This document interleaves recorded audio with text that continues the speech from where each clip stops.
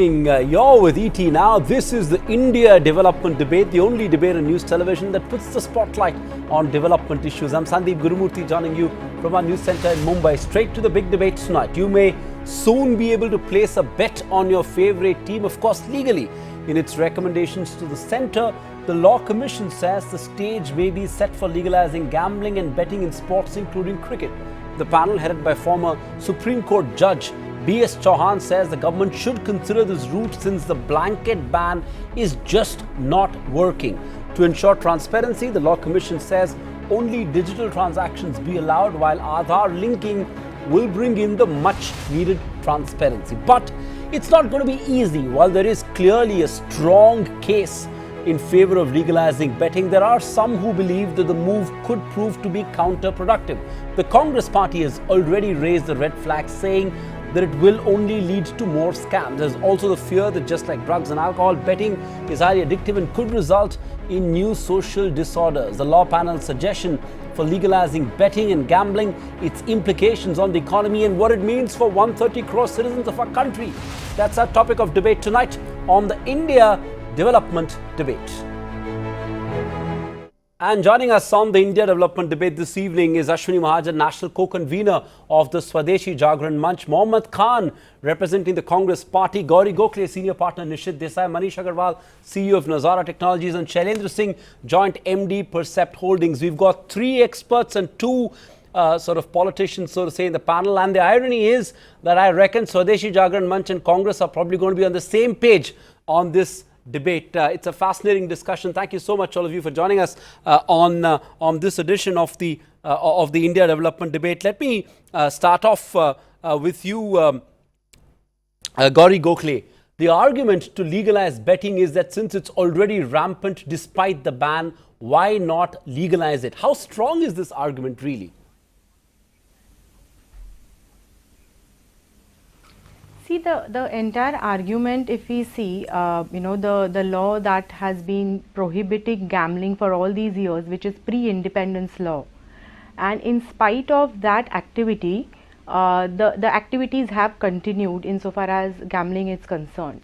And therefore, I don't necessarily take that argument, if you can't prohibit, you should control it. The real arguments are, there are several other arguments, if you see the Law Commission which has examined it. Though they have actually said so that you have not been successfully able to control it, and therefore sort of prohibit it, therefore control it. But if you see, there are some other arguments that the Law Commission also has put across.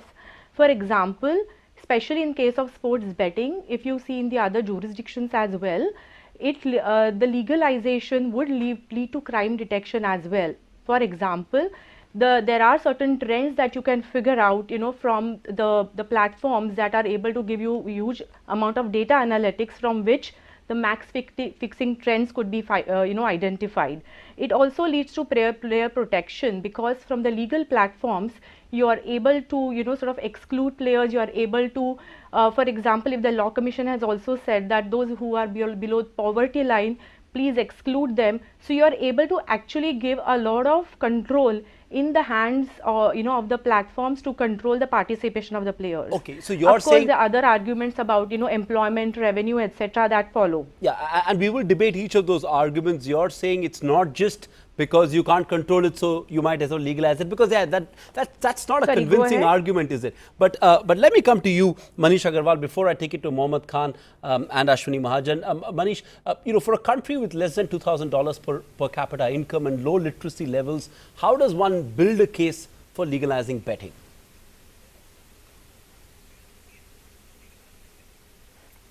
So I think it's absolutely not an easy decision. If this was an easy decision, it could have been taken, and we wouldn't be having a debate right now, because there are going to be very highly emotionally charged pros and cons.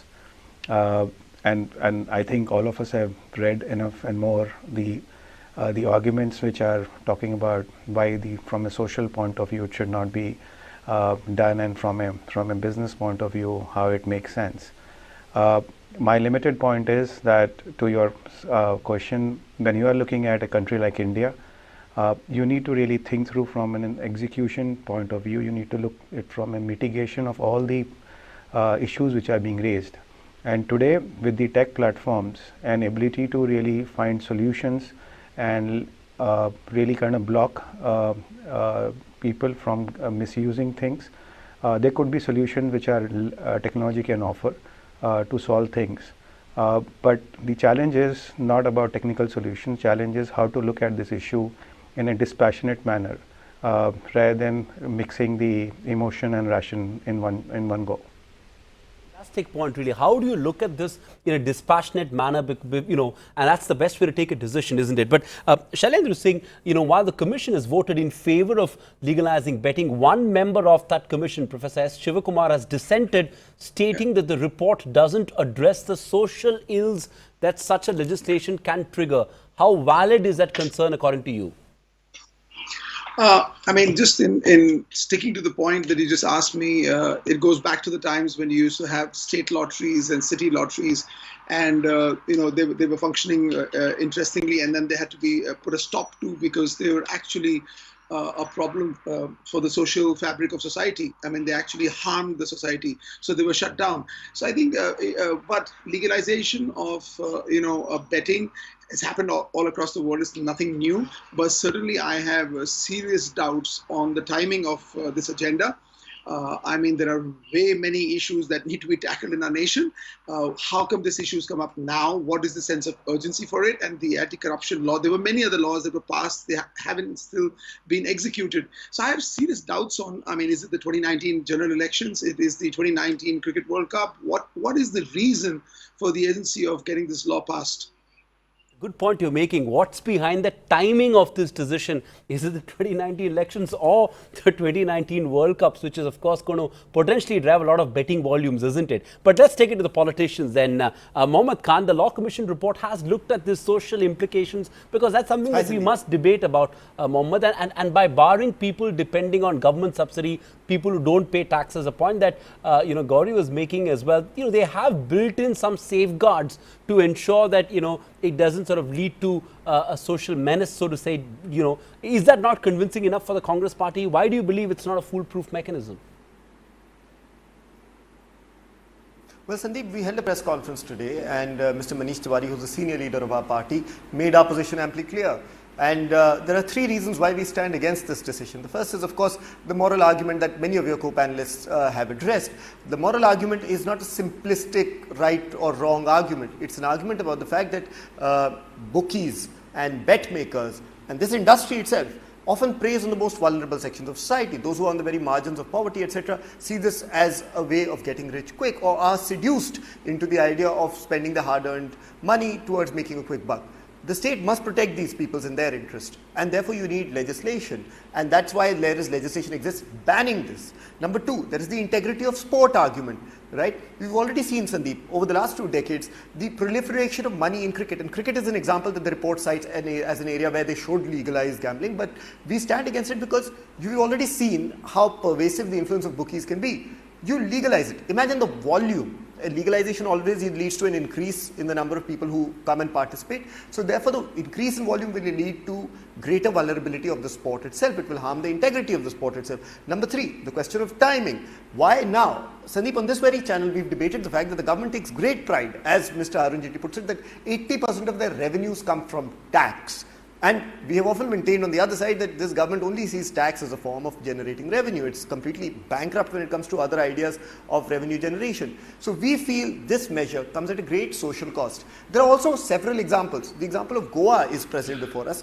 Goa has a very tightly regulated casino regime, gambling regime, where only 5 companies are allowed to operate because they had licenses earlier. There was even a ban in the interim because the panchayat in Goa went to court and said there is a social impact. It harms people. It leads to an increase in violence, increase in indebtedness, and the larger presence of a mafia. The court has considered these arguments before. I think if I were to summarize my opening statement, it would be this. The report greatly exaggerates the impact of legislation and regularization and undermines the impact of what would be the social cost in a country like India, where close to 60 to 70% of the people are still below the poverty line. Okay, so you're making the point that the upside is exaggerated, the downside has been concealed, so to say. We'll discuss both. We'll talk about the upside and we'll look at the downside as well. You know, to be fair, we'd love to have had a BJP representative on the panel, but the government is yet to make up its mind on this Law Commission report. So to say, we've not been able to get a BJP representative. Ashwini Mahajan represents the Swadeshi Jagran Manch. While they are ideologically linked, I'm not sure he can speak on behalf lovely of Mr. Taneja, and he of course supported our position. Yeah, sure. So Ashwini Mahajan, of course, does not represent the BJP. So Ashwini, can the BJP afford to pass a legislation that is not quite in sync with quote-unquote RSS thinking? I mean, you know, Modi's Gujarat has total prohibition of liquor. Can Modi's India be any different? Let me first start with the two objections of mine to what you have said. One, that majority is in favor. Where the poll has been taken, so that is a questionable thing. Therefore, this is my first objection. And second objection is that there are two politicians. I am not a politician, and I represent Swadeshi Jagran Manch, which is a think tank, a movement against the globalization, and if there are any anti-people policies, we object to that. Now, my objection to first of all, I can't say anything on behalf of BJP, obviously, and at the same time I can't tell you that whether it is a good timing or not. But my objection to the whole issue is that in our society, betting is never considered to be a good thing, and we have the example legacy with us of Mahabharata, which teaches us that we should not go for gambling, number one. And secondly, if you see, the similar kind of question was asked to me about 16 years ago when the casino was being introduced in Goa, and elsewhere they were trying to introduce it, and the similar question was asked to me. So I said no on that, for the simple reason that there are legacy issues, and then you see, if you go for betting of this type, so what are we thinking about it? Are you thinking only in terms of the government revenue, or are you thinking only in terms of, so have all these progressive people have given up on the development of the productive sectors, or they have gone to this? So this is my another question. Sure. The third question is about the sports. You see, whether we want to promote sports or we want to promote gambling, these are the two questions. So Okay. if obviously the obvious answer is that we want to promote sports. Now we have legalized horse racing, Right. gambling, but where are we in that sport? Therefore, what I am saying is that to promote sports, this gambling has to be kept out. Okay, And I if take that point, the Ashwini government Mahajan. is unable to control something illegal, please tell Okay. me. Let me complete. If the Sure. government is unable to unable to really counter the illegal betting, then whether it should control it or it should legalize it. These are the questions I would leave on to the viewers. Okay, I take that point. You know, my apologies for calling you a politician. Of course, you're not. But to be fair, we never said there's an overwhelming majority opinion in favor. What we said is that there is a strong case for allowing for legalizing gambling, and that there is, and we will debate that strong case. Let me come to you, Gauri. You know, lottery is not gambling. It is just trying one's luck. And even if it is gambling, it is fine as long as it is done for the benefit of the king or the exchequer, said Thomas Isaac, the finance minister of Kerala, a left-run state, quoting a philosopher. Of course, it's not his quote. He quoted a philosopher and said this, but in a left-run state. So, you know, the broader question, can morals stand in the way of economic prudence? I think that's a very fair question, and if you see the way the lottery currently is being run, it is only the state-run lotteries that are allowed, right? And there also it's ultimately a chance-based activity, because you have absolutely no control over whether you are winning or losing, and therefore that activity is currently being allowed, and that the revenue generated is being used for the state, correct? So on the one hand you have lottery, which has been sort of out there with the central government, with each state, legislature sort of allowed to do that particular activity. Of course, not all the states government have allowed that activity. So even the law commission also have tried to sort of make a recommendation, let's disassociate morality from from this particular activity. The moment you disassociate morality, then you see whether dispassionately, I think one of the panel members said this, that we have to look at somewhat dispassionately, and then dispassionately what is the right thing to do, and then whether there are certain other benefits that one can examine that have been discussed in the report, some have not been discussed in the report, and taking that overall perspective, what is the right thing to do, right? I think that is an overall view that one needs to take, rather than simply trying to bog it down with morality argument. That's my personal view. Fair point. Shailendra Singh, FICCI has pegged the illegal betting market at 3 lakh crores and says government revenue from legal betting could top 19,000 crores. Can we overlook the revenue upside? I mean, at the end of the day, the money that the state earns is going to be invested in social development schemes. We are, as a country, struggling for funds to invest in infrastructure and development of the country. So 19,000 crores that the exchequer gains is going to be invested in social development. So can we overlook the revenue upside? I think this is the most critical question, to be honest, because when I listen to quotes like Mahabharata and all that, really worries me about our decision-making process for a progressive democratic India. So truly, this cannot be ignored. And at the end of the day, this is an organized business sector in majority of the countries worldwide. I mean, this is a way of life, to be honest. And we keep making this glamorous and dubious by putting it just on cricket. What are you saying? I think the biggest betting is going to be on 2019 elections. I mean, there's betting in horse racing, football, cricket. There's betting everywhere in life. I mean, life is a gamble, to be honest. So to be honest, if these are the numbers, how can India allow the underworld, the bookies, the middlemen to enjoy the revenues that possibly can actually help the farmers in our country and the education of children in our country? So this has to be seen with a proper positive perspective. But having said that, I heard a quote saying, this kind of money, this similar quote had been said by the ruling government. They said that when demonetization will ensure that there is no terrorism in the valley in Kashmir.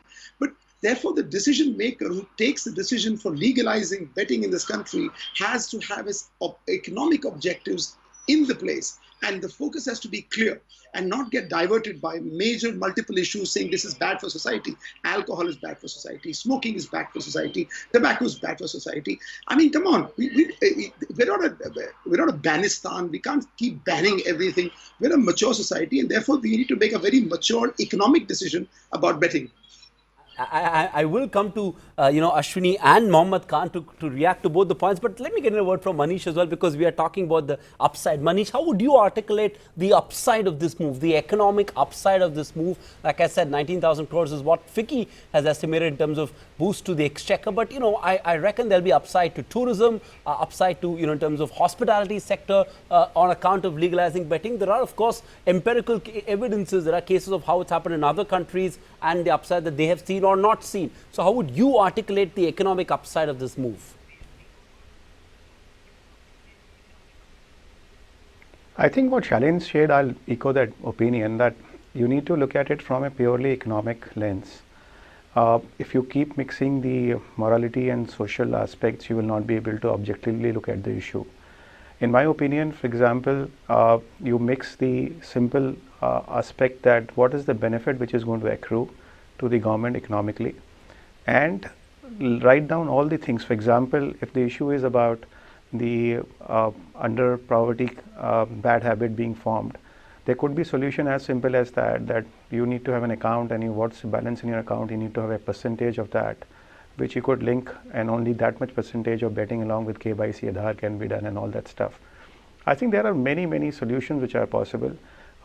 If the objective, as I said before, if you are objectively looking at, say, what is the benefit, without getting into morality, there is, we are becoming a mature economy, we are becoming a mature state with a lot of digitization, with a lot of access for a lot of people to kind of today do betting, so doing VPN or whatever it is on foreign sites. Now, if we were to kind of really acknowledge that and say that, hey, listen, we will build systems, processes, checks, balances with are very secure and soundproof. I think the benefit to the economy and then the halo effect of that on subsequent government schemes could be very fruitful for all of us.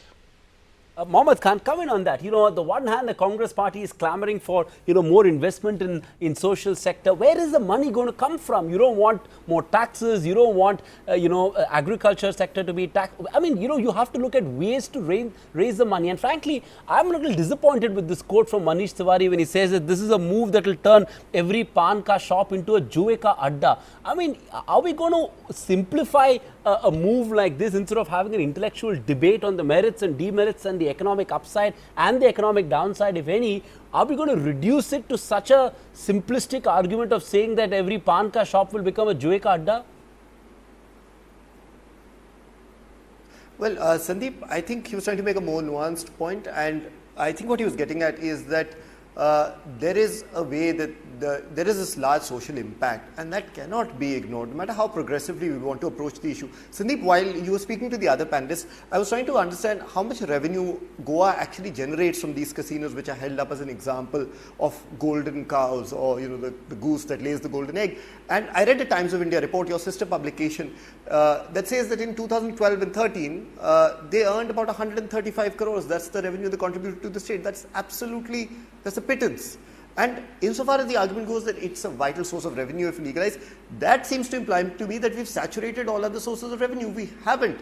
We can, in fact, over the last 10 years, one of the constant refrains of the Congress party to this government is that you have, by your own admission, made 10 lakh crores from the windfall gains in petrol. Before you start turning to to gambling and legalized betting, why don't you explain to us how you've invested that money? There are always other ways. You claim that you have had an 80,000 crore rupee windfall gain from GST. Explain to us how you're utilizing that money. And 10 lakh crores, I often ask this question, how many IITs, IIMs or AIMs could have been built in that? A very large sum, I can imagine. So the question is, the government should first focus, and since there's no government representative on the panel, I won't be very blunt. I'll simply say they need to come up with a roadmap to spend existing funds, streamline mechanisms to collect revenue better from sources such as tourism and other areas of taxation. And then we can talk about legalizing betting, which I don't think is a viable option at this point at all. You're talking about a country where a large number of people, an overwhelmingly large number of people, still live in poverty. You're talking about a country where people do not have access to education or aren't as equipped as certain others at the Law Commission has recommended safeguards for that. I mean, they have recommended safeguards. Transactions have to be digital. If you are below the poverty line, if you are dependent on government subsidy, I mean, it is a nuanced view. There is an Aadhaar linkage. They have broken it down to two categories. So they've applied some thought. The Law Commission hasn't just recommended ki, chalo, let's legalize betting from tomorrow. I think some amount of thought has gone into it. But let's hear Ashwini Mahajan's view as well, on the fact that, there are... I understand where you're coming from, but you must also note that the one dissenting member makes exactly this point, that they haven't dwelled too deeply into the social evils aspect. That is exactly why he dissents, and that is the larger overwhelming concern. And here's another point. Often people argue that, look, it is happening any which way, why don't you legalize it and make it into a revenue generator? But the truth is, that is no argument for decriminalizing it. In fact, if we decriminalize everything that happens, then we wouldn't have any laws to speak of. That's a slippery slope argument, and I think frankly a little absurd. I am going to take a cue. I don't mean to be alarmist. Okay, I am going to take a cue from your point and ask that to Ashwini Mahajan, which is that, it's not, I mean, are we going to be in denial to say it's not happening? It is rampant. And the amount of illegal betting, like I said, and I'm quoting FICCI here, is to the tune of, over 1 lakh odd crores. I mean, they've in fact pegged the market at 3 lakh crores. I wonder if it's that much. So are we going to be in denial today that money is being used by the underworld, by criminal elements to, if you legalize it, if you regulate it, at least there will be some sort of legal framework within which the activity happens. Mr. Mahajan. Well, you people don't have any information about how much employment is being generated in the country. There are no datas about it. And how your channel has got this figure that this much is the amount of betting, FICCI report. and on the FICCI is basis a of premier that you are industry calculating. body. This is, I haven't this is my manufactured first, this number, this- sir. But anyways, go ahead, make your point. You see, let them give this. You see, if they are interested in betting and giving this report, I have nothing to say. But there is no authentic data available on that, and therefore, and secondly, if you are able to get more revenue, that should not be the case for the, and one panelist has said that we have to keep the morality and economics separately. They can't be kept separately. Morality and economics has to work together, and that is the basic idea of our society. And we cannot forget that, and therefore we cannot keep morality separately. And this kind of betting cannot be allowed and should not be allowed, and therefore I would say that on this channel I request the government not to accept it. And in fact, it is only a suggestion made by the Law Commission, and that is not binding on the government. And Sure. therefore government, so far the government has decided to keep itself away from this whole discussion, and I welcome that, and I suggest and I request the government of India To not consider. they take suitable decision on this by disallowing it. Okay, that's a fair point. I mean, I'd like to clarify for the viewers that this is not a binding recommendation made by the Law Commission. It's just a recommendation, but it makes for a debate, and we need to build, debate and analyze and figure out if there is a case for it or not. What is the upside? What is the downside? And then I'm sure the government will take the right decision. But Shailen, if I could come to you, many would argue that India already has double standards when it comes to legalized gambling. I mean, while gambling on horse racing is allowed with the justification that it's a sport requiring specific skill set, why this discrimination against, betting on who's going to form the government or football or cricket? I think that pretty much, it's a very, very broad question, because that's the way we are. I mean, I always believe that India is the United States of India. 1 hour flight, different caste, different religion, different language, different food. We're a very interesting nation, and that's why the politicians, have still been following the British legacy of divide and rule. You can eat beef here, you can't eat beef there. You can drink alcohol here, you can't drink alcohol there. I mean, come on, we're one country, right? So I think these thought processes, to be honest, I get really nervous when I'm on a panel with politicians, because you don't know. As human beings, they're brilliant, but they have undercurrents in what they say, because I mean, at the end of the day, it's all about power for them. I feel that we are the youngest nation on the planet, 600 million below the age of 25. I think betting is a serious profession worldwide now. It's legalized in majority of the countries. It happens in our country. It will keep happening in our country. Why don't you formalize it and regularize it? Why don't you start making laws in our country that do not have loopholes and windows wide open for alligators and mosquitoes to come in? We constantly do that. We've been arguing and discussing about BCCI's constitution. It is built in a manner for corruption. We all know that. We keep debating it every year. It's been built. So why don't we really formalize this and actually use the revenue for productive purposes? But this debate leading up to 2019 elections is dangerous, because this is completely up to the politicians, because they'll bring in religion, moral issues, completely divide the true agenda, that whether betting should be formalized and legalized and regulated or not. That's the only topic. Forget about all this moral and all, because come on, you fly 30 minutes and our country is completely divided on all parameters, and that is done by the politicians, not by the citizens of this country.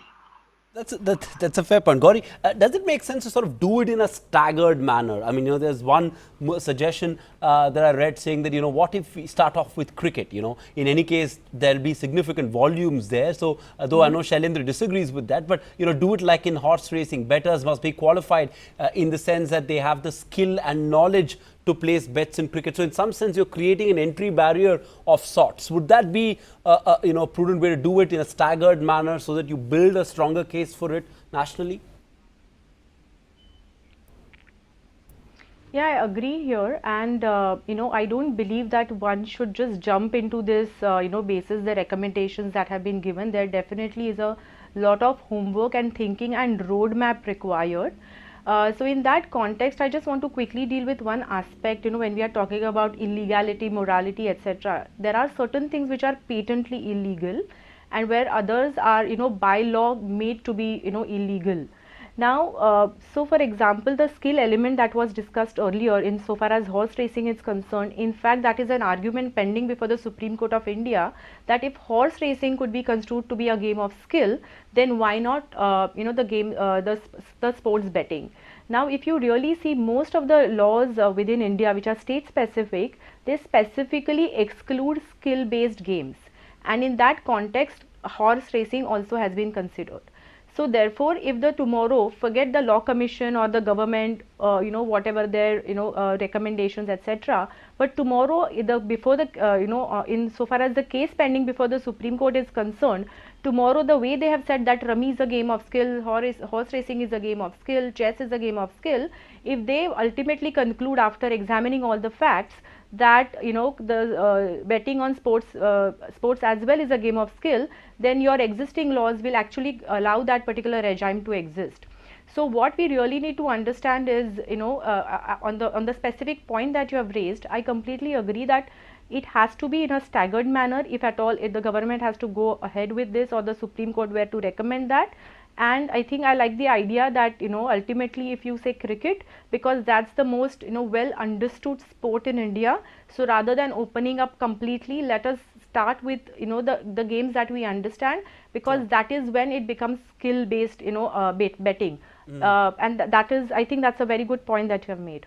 Okay, fair enough. Manish, I also want our viewers to understand the fact that the Law Commission has said that, that transactions should be cashless. The safeguards that the Law Commission has recommended, one is that the transactions should be cashless and that they should be linked to Aadhaar and PAN card. Is that enough safeguard, do you believe, to prevent money laundering, to check abuse? Help us understand what the implications of these safeguards really are, Manish. So if you look at it from a pure statistics point of view, we're kind of talking about digital transactions covering or penetrating roughly 100 to 150 million people in our country. That's the reach of penetration which we have really achieved from a digital transaction point of view, and especially micro transactions. If you kind of take credit card and debit card, there'll be even a subset of that. So when you look at digital transactions, you are kind of really restricting this addressable market to a very large extent.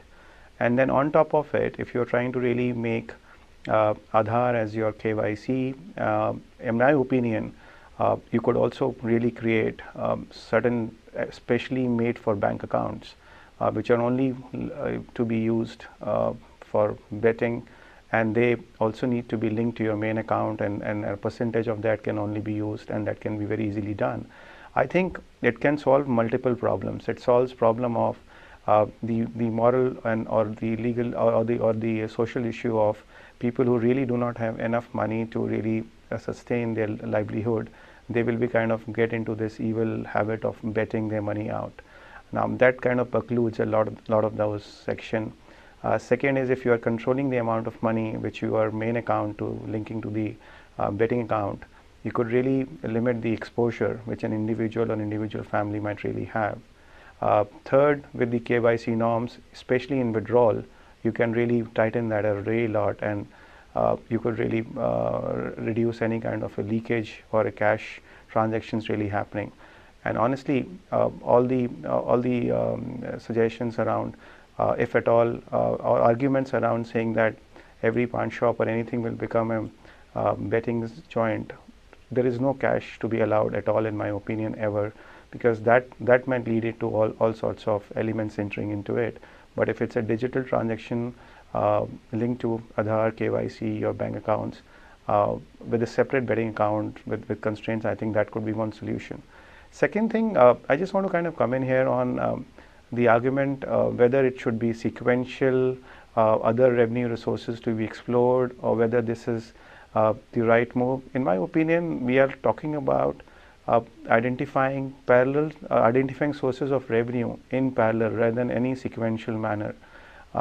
If it's in, as Gauri said, is that if you can really think through the whole execution, implementation, look at all the security loopholes, I think this is a good revenue generation opportunity, and you can really look at. From the staggered approach, I think it's about you kind of really need to delineate the sport, which is one form of sport, versus the tech platform, versus the format, versus the laws. Once you have kind of really done that, whether a person understands cricket really well, he is still going to make a prediction based on what he or she feels. So in my opinion, if you're looking at sports, that is not really a decision point, or it's not a point, but the underlying framework, both from a legal framework, process framework, compliance framework, and tech platform enabling it, is a very important component. The sports and knowledge of sports is a subjective thing, and we can keep on discussing who knows the sports better versus who doesn't know the sports better. I take that point, and you're effectively saying that it's not necessarily something that needs to be staggered. What's more important is the underlying legal, regulatory sort of framework, and this is a concern that I have. And Mohammad Khan, how easy or difficult is it going to be to have this underlying framework, underlying legal, regulatory framework, to sort of build in these safeguards to ensure that that there is this entry barrier, to ensure that the transactions are all digital? How easy or difficult is it going to be to regulate this? I'll come to the question of regulation almost immediately, but before that I want to tell you something amusing, Sandeep. While I was trying to determine or get an exact figure on what is the projected revenue growth, because the economic argument is the only argument that the Law Commission relies on. What is the projected revenue growth if we do legalize gambling? And there's a hilarious divergence of opinion. There's a website called Poker Guru or something like that, which says that it will give 4,000 crores of revenue. Some other website says it will give 1 lakh crore or 2 lakh crores. You quoted FICCI, who give another number, and the Times of India report, which relies on government figures, says that the number is far more modest at 135 crores, taking only Goa as an example. But be that as it may, that the point I'm trying to make is our estimates, as I began by saying, are greatly exaggerated of the economic benefits. I mean, you need a proper group like the NIPFP or one of our economic think tanks to carry out a survey before you can even begin to make that argument. Number two, it is very easy to say that we will have regulation and suddenly regulation or laws will be the end of all social evils. Australia has laws, Mexico has laws, and clearly there is still a mafia that operates in parallel. They have safeguards such as a cashless system of transaction as well. You need to create an account, etc., demonstrate that you have credit worthiness, but yet there flourishes usurious, I think the word is usurious, shark market where they lend or prey on unsuspecting gamblers or people who have a gambling addiction or problem like that. Look, there are many social evils that we are currently battling. Of course, no one's trying to make a moralistic argument here. But the truth is, at this point, this argument comes with the argument for legalizing comes with way too many pitfalls that haven't been explored. B, the social impact needs to be evaluated for a country like India, because the challenges we face are different from any other countries, as I already laid out in my previous argument. And number three, you cannot, as a knee-jerk reaction, say, boss, ये economic आप legalize कर दो, जो illegally पैसा कमा रहे हैं, bookies, etc., that will come into the system. If what they're doing is wrong, it is wrong, and you can't say that the solution to that is come up with a regulatory framework. That's like saying, hear you there. Bribery hoti hai, so do away with the Prevention of Corruption Act. I hear that point, and I take your suggestion on board. At this point, this is a half-baked idea. Okay, I hear your point. I take your suggestion on board that probably there's a case for an NIPFP or an economic think tank to build a case for it, to ascertain what is the economic upside. Let's not rely on private figures. Let the government or a credible agency come out with with an analysis on what is the economic upside that will lead to a more evolved debate. But Mr. Mahajan, and again, these are suggestions that that we are sort of putting in front of policy makers as well. Is there a case to impose some sort of a sin tax? Even if I buy your argument that it's that it's a social issue as well, moral issue as well. So what if we impose some sort of a sin tax like there is in the case of cigarettes to signal social disapproval of the activity? If that is the intent, you want to signal social disapproval of the activity, आप लगाइए ना एक sin tax 30%, 35%, whatever it is, so that only people, above a certain economic threshold do it. So impose a signal and create an entry barrier of sorts. If that will also take care of the problem that the poor and the marginalized don't fall prey to legalized betting. What do you make of that suggestion, Mr. Mahajan? You see, the kind of barriers which you are trying to really make the case for, actually they really don't work. In the sense that you demonetize the currency, and you said those who had big amount of currency, they would lose their money, but they managed to get it through the new Jan Dhan account holders, and they got them encashed. So where was the barrier? Similarly, if some poor person wants to bet, he can bet through those people, those who are well off. So these barriers won't work. And secondly, there is a kind of addiction, and we have seen in the recent times when lottery was rampant in this country, how the poor people were getting addicted to the lottery, and how they were getting poorer, and we had to start a social movement against it, and we could win that war. So why you want to bring in I want to ask the Law Commission this question, that why do you want to bring in such kind of things which makes the poor people addict to it and lose money and get even more poorer? So there is no logic in saying that we will be able to get more revenue. What that revenue will do if the poor people, those for whom you are trying to get more revenue for their education, for their health, they are losing money. So this kind of legalizing betting, legalized gambling is in no way going to help the poor. Okay, I take that point, Mr. Mahajan, but we've debated that. Spending it on the poor is not going to work. Okay, I take that point, but we've debated the fact that they're trying to keep the poor out of it. But anyways, let's not sort of harp on that same point. But Gauri, I want you to react to that point of imposing a sin tax. Poor out of it? Okay, I take your point, sir. Gauri, do you believe there's a case, to impose some sort of a sin tax, like in the case of cigarettes, alcohol, to signal social disapproval, create an entry barrier? Does that make sense?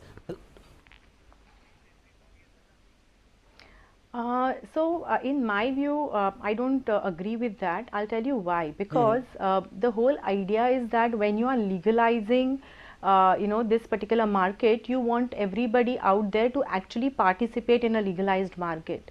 And tax becomes, there have been studies internationally also that when there is a higher tax, then why would people want to contribute, in that particular market? They rather stay out of that market when the channels are available, to sort of participate. So actually the tax regime, and unfortunately the Law Commission hasn't dealt with this particular aspect in the report, that the tax regime should be such that the people are actually motivated to participate in a legal market and not, sort of come out of the illegal market. So I don't believe that tax per se, will resolve this. I think what are the other points that have been discussed by the other panel members, on the cashless, etc. There are also a point of concept of self-exclusion. So there are these mechanisms available where you can self-exclude after a particular limit, etc. So there are multiple other mechanisms by which you can also control some other the problem gambling issues, etc. I know I'm slightly digressing, but I just wanted to address that additional point as well. So on tax, I don't agree with that. Fair point indeed. But Shailaj is saying, is legalizing the betting the right answer to prevent match fixing and spot fixing, a menace in Indian sport, menace in cricket? Is that the best way, the most effective way of preventing that? No. I mean, I get quite angry at this question, to be honest, because they're two different things altogether. Match fixing, spot fixing is a way of life, and to be honest, it's getting impossible to detect it. So if that is in the culture of the sport and the athletes is going to exist, come what may, and if the athletes are conscious and they understand that they play the sport for the sake of the sport or for their country, obviously they won't do it. So two things are completely separate and should not be connected. And I truly want to just address the congressman because he's very articulate and he manages to create a beautiful web around his point of view. And what I would suggest is that if truly the numbers are of the kind that FICCI reports projects, and why not therefore, even whether Congress is in power or not, put out a paper, get an official report. If this industry has the potential to earn that kind of revenue and actually make India a better place for the poor people, the middle class people, and that money can be used for them, why not so? Why go in circles trying to logicalize each one's different agendas? The agenda is simple, that if this particular betting industry can get us more money into the cops and make a difference to Indians per se, why not bring in it? And I think all the points by the panelists about regularization, getting us certain benchmarks, all that's doable. It happens in every industry. What's SEBI doing at stock exchange? That's exactly what they're doing. So that's the job of the government, to ensure that all systems are in place to ensure that the law that has been made has been followed. But we should not ignore the true financial potential of the betting business, because internationally it's been proven that it's success, and it has actually helped people come out of their closet and do officially what they're doing anyways. Okay, that's a good point. And yes, Mohammad Khan, while he may disagree with your thinking, he did say that you're articulating it quite well. So take that as a compliment. But Manish, if I could come to you on another aspect, and this is a comment made by the dissenting member of the Law Commission, and the concern flagged off is that such legislation will be used to amass money clandestinely by a handful of game operators. There seems to be so much of suspicion of, of business, of enterprise, the fact that, some game operators are going to come and, hijack all the money and run away. How does one counter this apprehension that has been raised by a member of the Law Commission, the dissenting member, of course?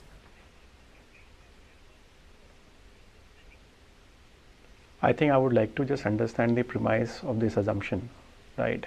Because if you are kind of really looking at running any such service, you would be really having a very transparent system which exists. You are not trying to solve a problem which has not been solved. As many panelists have said, that you have a lot of betting service providers running globally. There are predefined, clear-cut rules, regulations for the service operators. So I really think we are trying to kind of reinvent the wheel in thinking that if service operators will have such kind of leeway or flexibility to kind of misuse the system and misplay system. And I think there are enough and more examples. We are very good at looking around the world. UK has most evolved the regulations in place for the service operators. It has very strong regulations for the consumers. And I think there are enough and more such instances which we could really just go and pick it up and modify as per the needs of us, and just kind of really get it going. So I don't think that's really the case. There are, let's say today real money gaming is happening on Rummy, which has been legalized Supreme Court long back, and it's been running, it's fairly successful, largely growing. So I think if it's the intent of execution is right, there you don't have to reinvent the wheel, in my opinion. Fair point. Closing comments really. Mohammad Khan, gambling at the end of the day is a state subject. Only states can formulate laws to legalize betting in any case. What's the way forward? I mean, shouldn't the centre enact a model law and leave it to states to decide? Let a Congress government in Punjab take a call on whether it needs to be done or not. Let a left front government in Kerala take a call on whether it needs to be done or not. What is wrong if the centre enacts a model law and leaves it to the states? Well, I think ultimately the discretion will be that of the states, as the Law Commission report itself points out. But we are arguing the larger point of legalization. I want to say one thing. You and I both know that whenever a financial body such as the World Bank or USAID or JICA, whenever they want to lend money for an economic venture or a project on a large scale, they carry out what is known as a social impact assessment report, because the economics of a project cannot be divorced from the social realities of it. The point that I've been trying to make throughout this debate is the economic justification is fuzzy at best and is based on voodoo economics, whereas the downside of it, we have seen leads to certain very grave consequences. There's no question of morality here, but it would be very myopic on our part to ignore the fact that yes, this does breed certain undesirable things. It does so in all parts of the world. Vegas, which is the mecca, so to speak, of these activities, faces its own share of law and order problems arising out of the gambling industry, regardless of how much regulation there is. We must, before we jump into the well, we must take in mind, and this is, I conclude with saying this, we must keep in mind the particular realities of our country, the challenges we face, and that we haven't fully exhausted other avenues of revenue generation, that we must look to this as an alternative at this point. But the moment I use the word privatization, the moment, Mohammed Khan, the problem is the moment I say privatization, the moment I say asset sale, even then the Congress party will say, wo bhi mat karo. So I wonder what those revenues are, what those avenues are. Hopefully, we will find out soon. Privatization हमने कराया, हमारे तो disinvestment ministry होती थी. Okay, ठीक है, okay, fine.